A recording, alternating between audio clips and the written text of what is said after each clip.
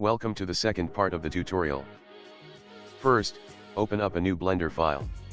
Delete everything in the scene to get a clean start. Now add a plane, and create a new material for it. Let's name it plant. Next, import all the textures we prepared earlier.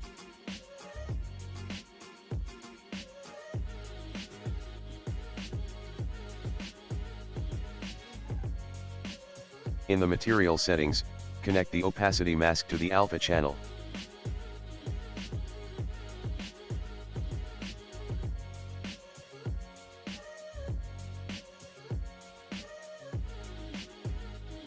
Then, in the materials blend mode, set it to alpha clip.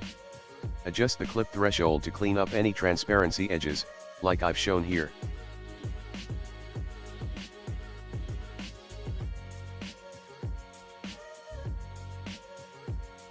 Now switch to the layout workspace. Go into edit mode, and separate the leaf and flower parts from the plane.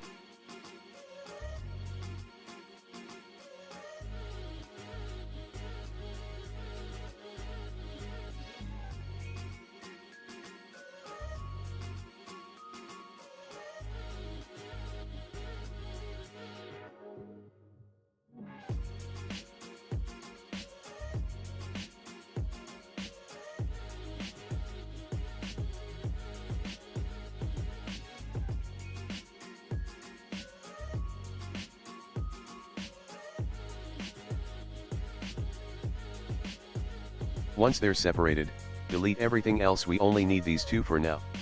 Let's start working on the leaf.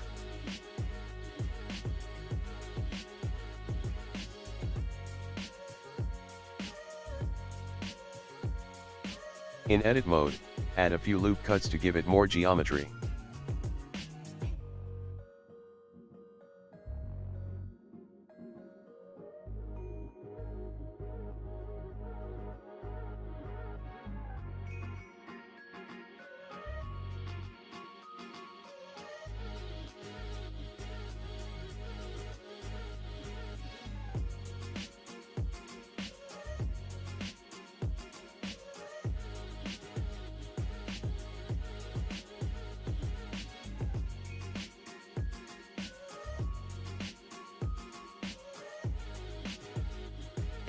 Then, select the middle edge and enable proportional editing.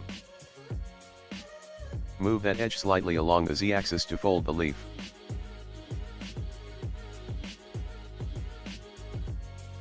Now go to side view, switch to wireframe mode, and select the top edge. Rotate it slightly to give the leaf a curled look. Once you're happy with the shape, exit edit mode. Shade smooth the object, and set the origin to the bottom vertex of the leaf.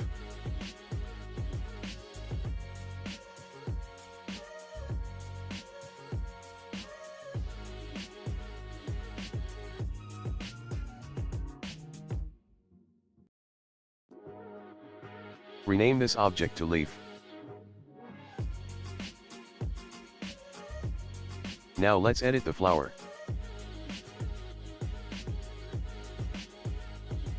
Go into face select mode and use the poke faces tool to add geometry to it. Then select the outer corner vertices and move them upward. This gives the flower a bit of shape and depth.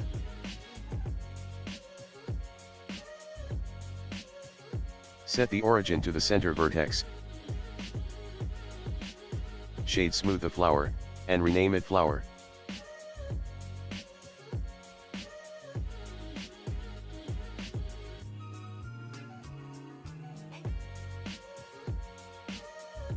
Time to build the stem. Add a curve path, then go into edit mode and shape it. Keep it mostly straight but add some light curves to give it a natural look.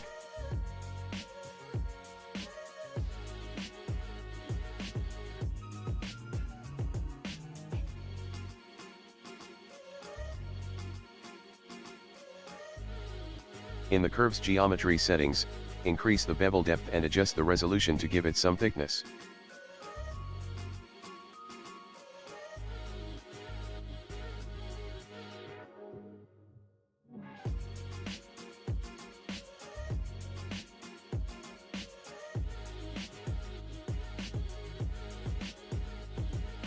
Once the stem shape looks good, convert it to a mesh.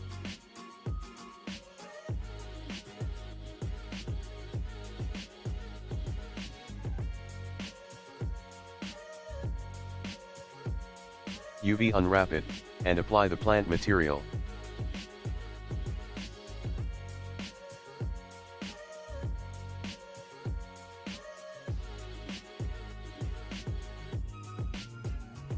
Now align its UV island with the green stem area on the texture.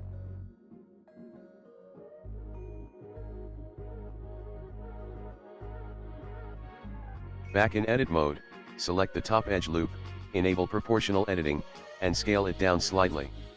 This will make the top part of the stem thinner, giving it a nice taper.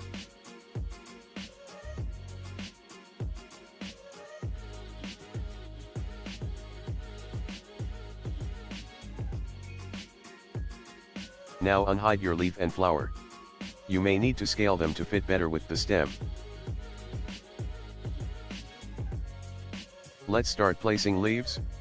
Move your 3D cursor to a spot on the stem where you want a leaf to go. Duplicate the leaf, and align it to the cursor.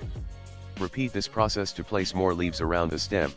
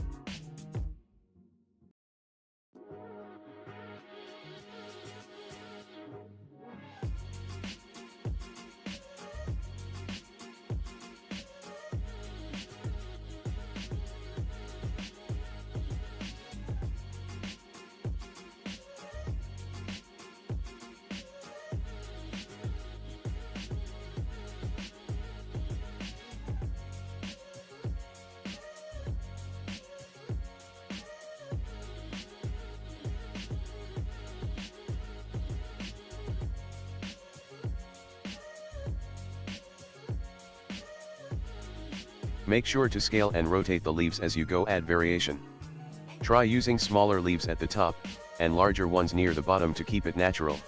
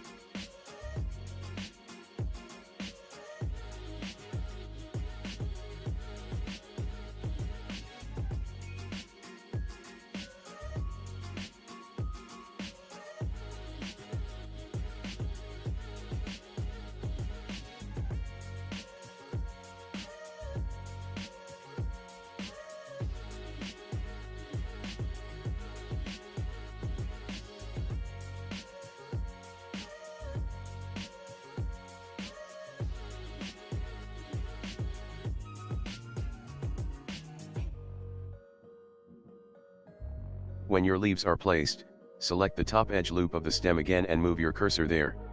Now duplicate the flower and place it at the top of the stem. Tweak its position and size so it fits nicely.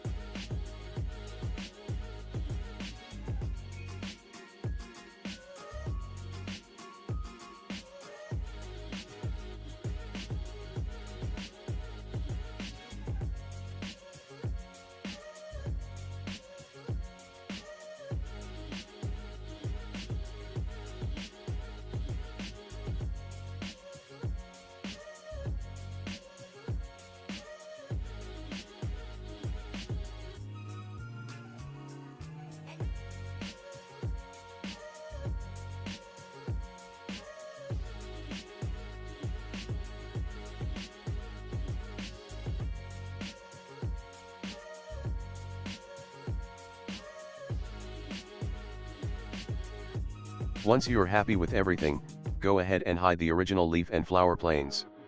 Select all the placed leaves, the flower, and the stem, and join them together into one mesh. Set the origin to a suitable spot.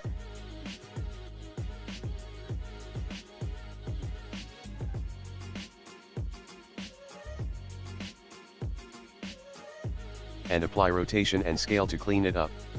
Rename the mesh to plant. Now for a fun part: duplication. You can now duplicate, rotate, and scale the plant mesh to create a small cluster of flowers.